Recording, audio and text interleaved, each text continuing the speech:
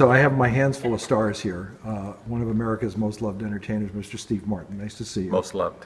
Most loved. Most loved. Well, 50 movies, 12 books, a bunch of Grammys for playing the banjo. And I think you've hosted Saturday Night Live more than any human being except for Alec Baldwin. That's true. Well, he's not a human being. Thanks for clearing that up. You can tell him I said that.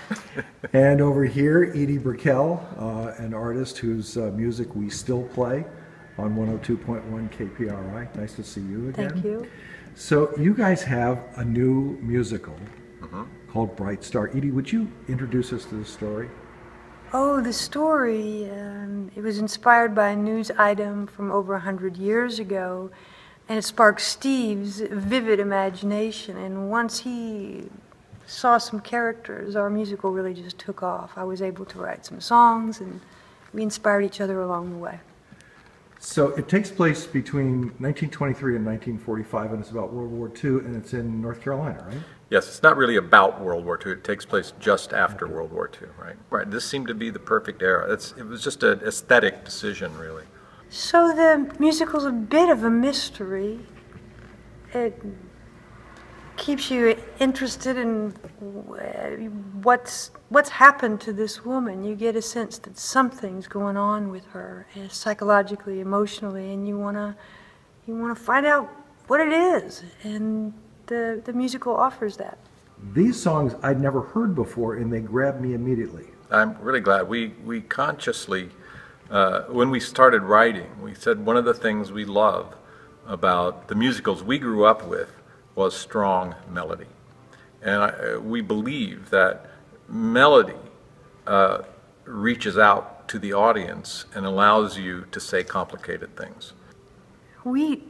As Steve said, we hope to write melodies that sound familiar, so that they would be easy to sing but fresh all at the same time. And I think that we complement each other well, and have done that. One of the remarkable things about you is that if people followed your stand-up career and watched you on Saturday Night Live, they may have missed the books. And I certainly missed the banjo music until all of a sudden I see Grammy Awards. It's like, wait a minute, this guy plays the banjo too? When did that fascination hit you? Well, I started playing the banjo when I was 16. And I used to play it on stage during my comedy act, but I always kept my interest in it. I found the banjo to be a very emotional instrument. When I started writing with Edie, I was able to play the sound that has been in my head for 50 years, which is the more emotional side of the banjo. And that's what came out on my album I did with Edie, our album, and what came out in the musical. What's the emotion of the banjo for you?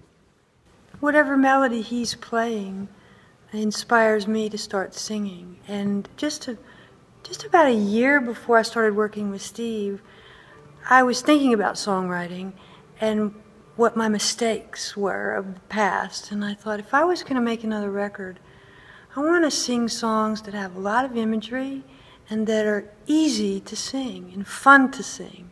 And then I got to work with Steve, and I was able to realize those ideas and make it happen. And especially, I think, with this musical.